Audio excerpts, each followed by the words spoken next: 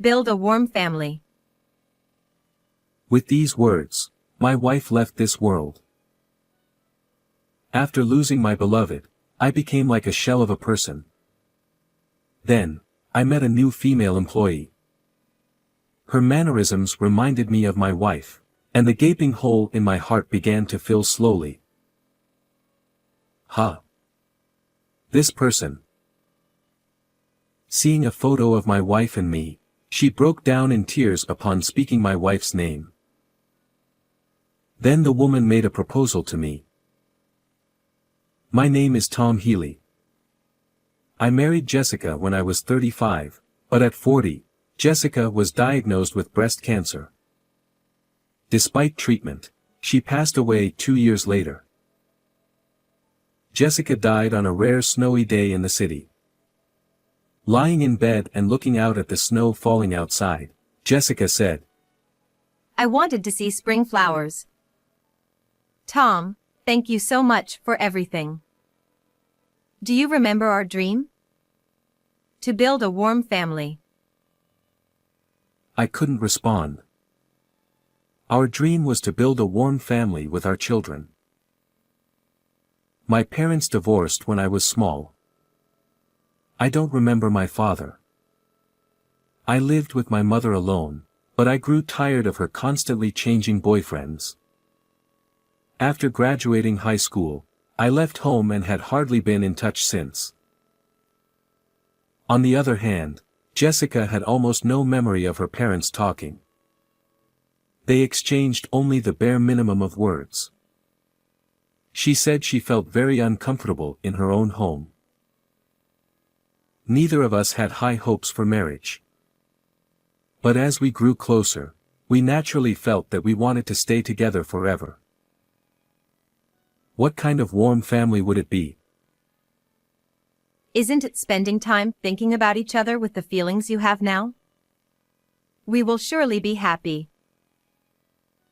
I remember Jessica saying this with a sparkling smile. Life was truly enjoyable and happy after we married. We didn't have children yet, but we were happy just with the two of us. We were supposed to build an even warmer family with our future children. Why did she get breast cancer?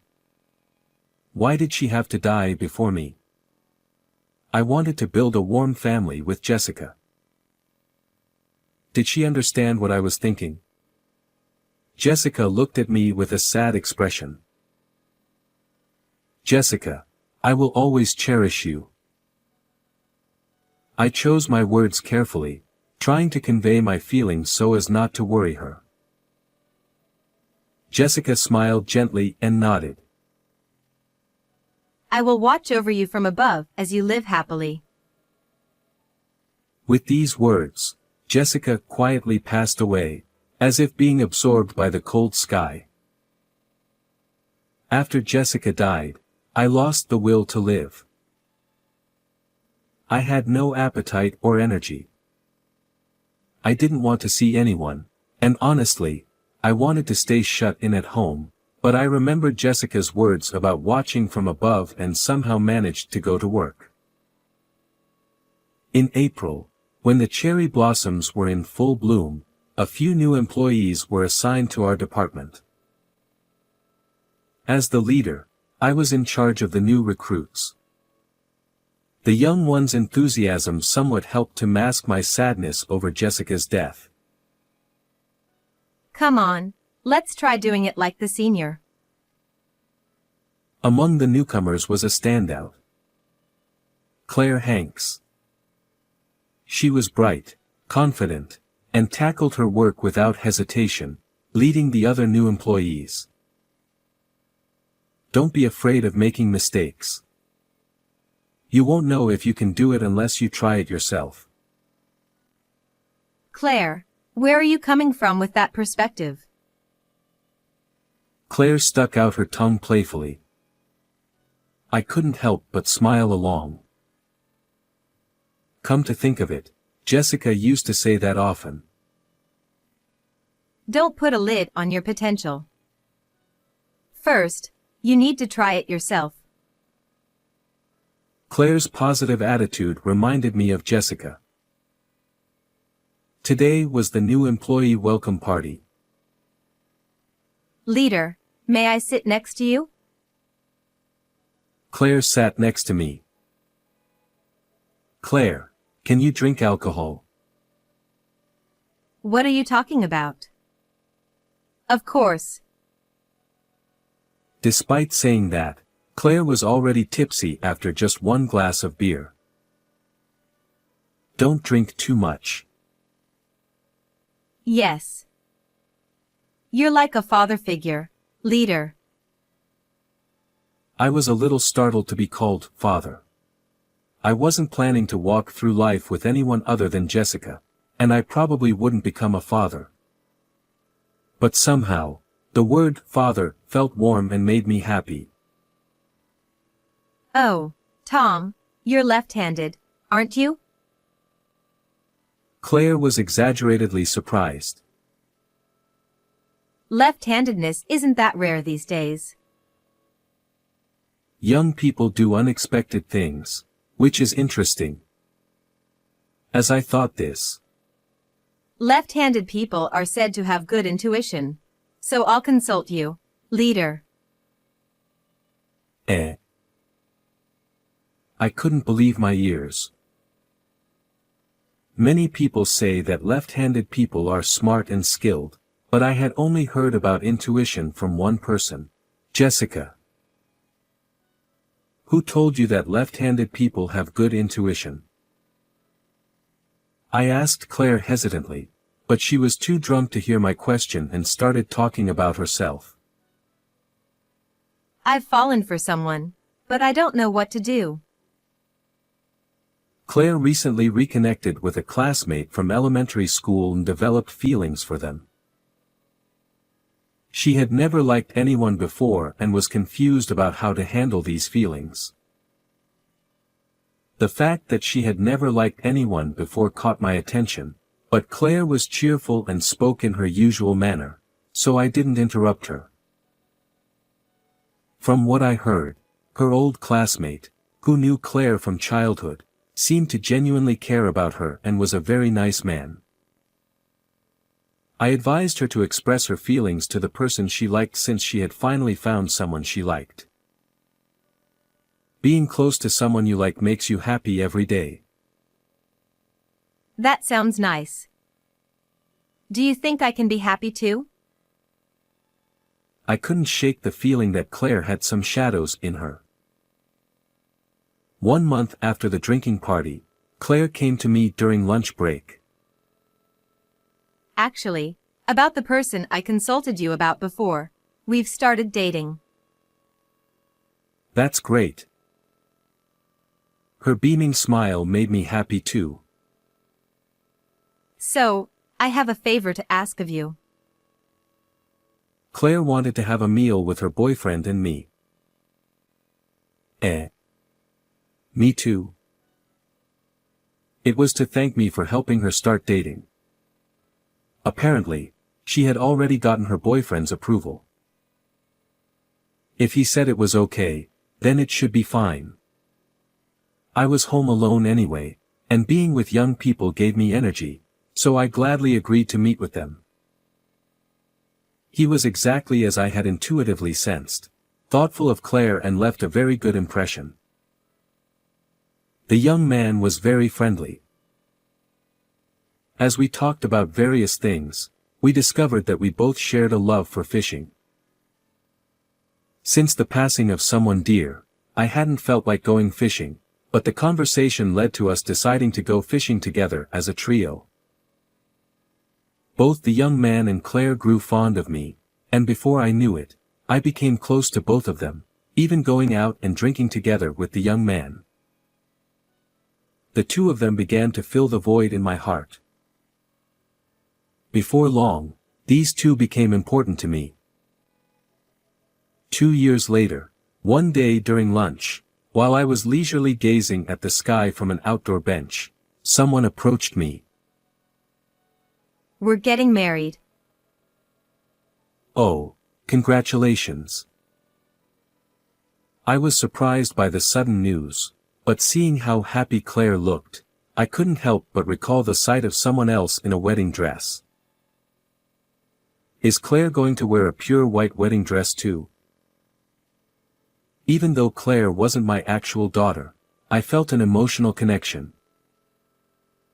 Noticing my silence, Claire began speaking rapidly.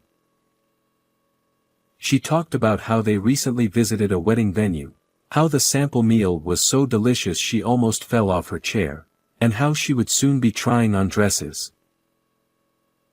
What color of dress do you think would suit me? My wife wore 2 dresses, a pure white wedding dress and a pink one. My wife loved cherry blossoms. I suddenly remembered that I still had some photos on my phone. Searching through the photo album filled with the radiant smile of my wife, I found the wedding pictures and showed them to Claire. Huh? This person. Jessica?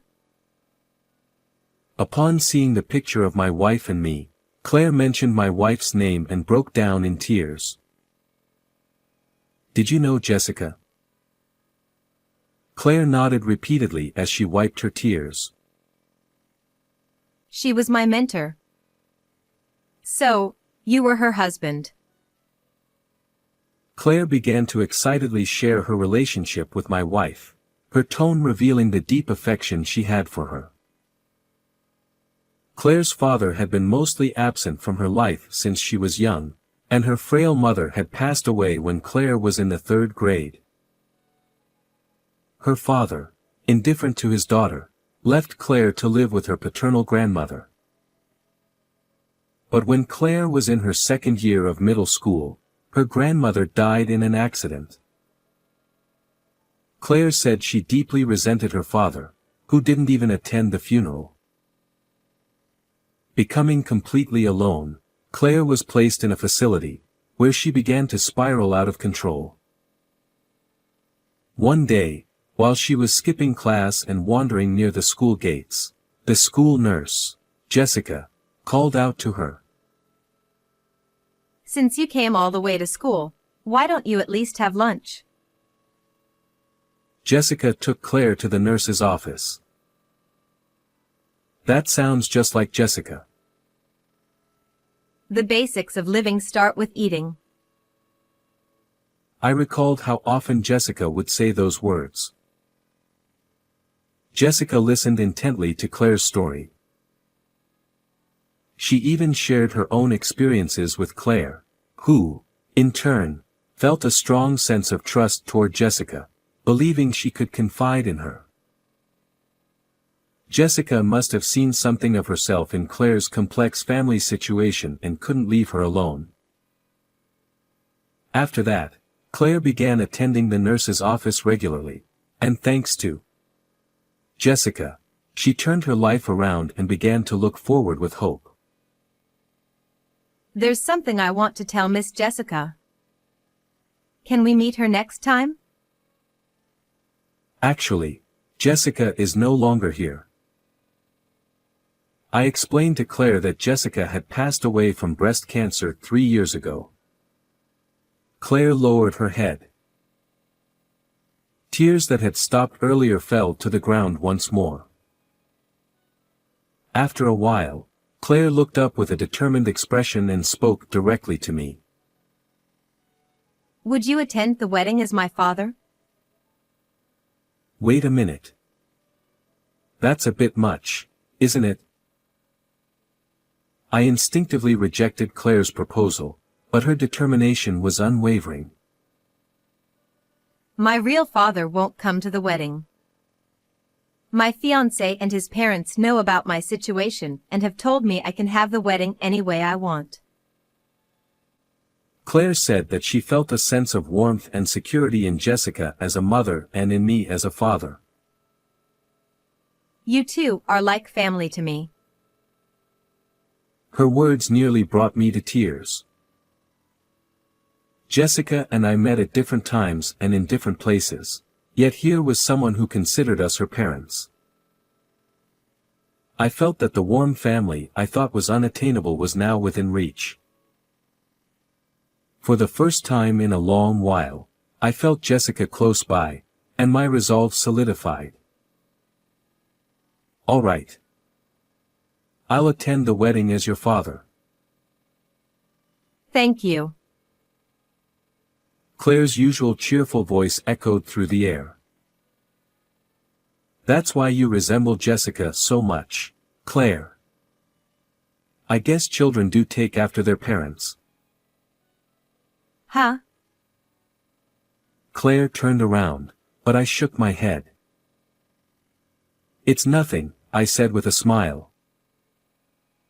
On the day of the wedding, I found myself dressed in a morning coat I never thought I would wear, and my nerves quickly heightened. His parents seemed to have heard about me from the couple and accepted me without hesitation. Please take care of her for a long time.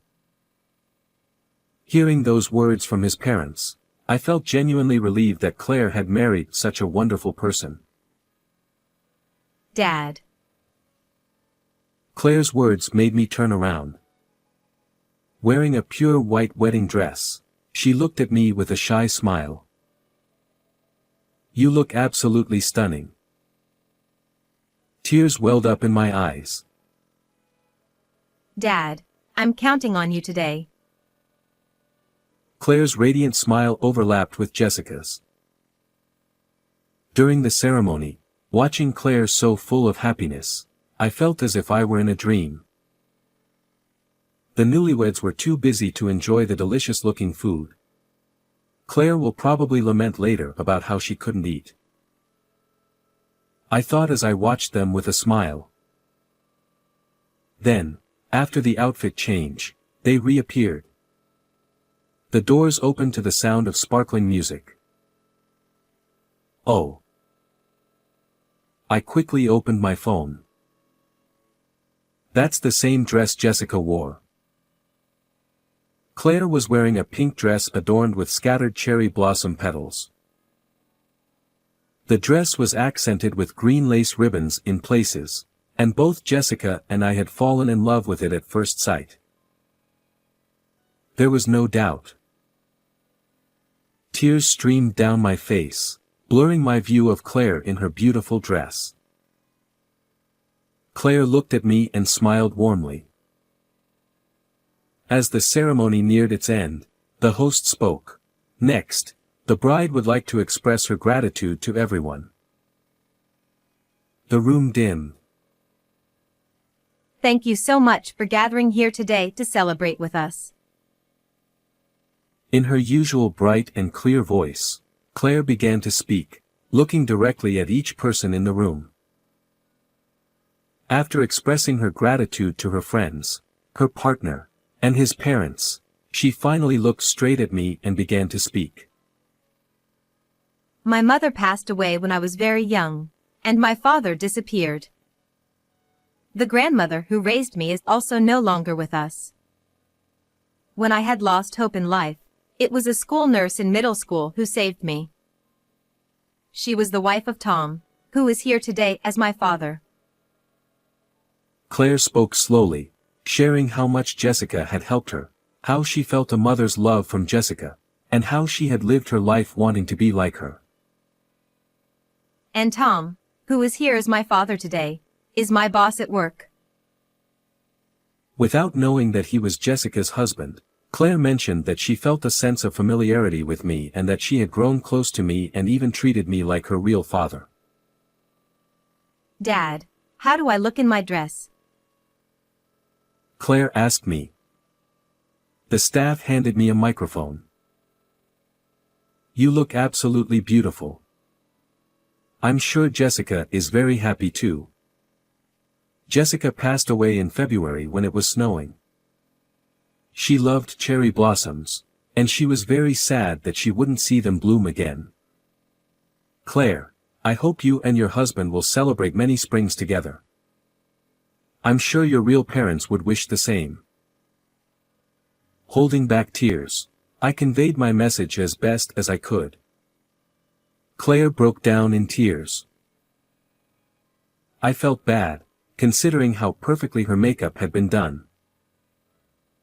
But I wanted Claire to understand that she was here because of her real parents. I wanted her to realize this at such a significant moment in her life. After a while, Claire lifted her head, looked at me, and nodded firmly. Even though I am who I am, I will do my best to be someone you can continue to think of as a father. Please take care of me, Claire. In response to my words, Claire smiled and waved both her hands. And so, the wedding, filled with happiness, came to a close. A year later, Claire gave birth to a baby girl.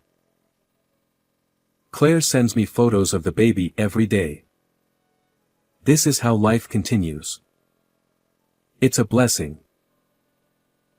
Meeting Claire, who sees me and Jessica as her parents, allowed me to fulfill the promise I made to Jessica. This is what a warm family is. Blood ties don't matter. It's the love, the desire to cherish each other, and the wish to walk together that envelopes everyone and creates a warm family. Of course, Jessica is part of that too. Feeling Jessica watching over us from above, I cherish this happiness as I continue to live. I looked up at the sky and made that vow. How did you enjoy this story? Don't forget to subscribe to the channel. See you in the next video.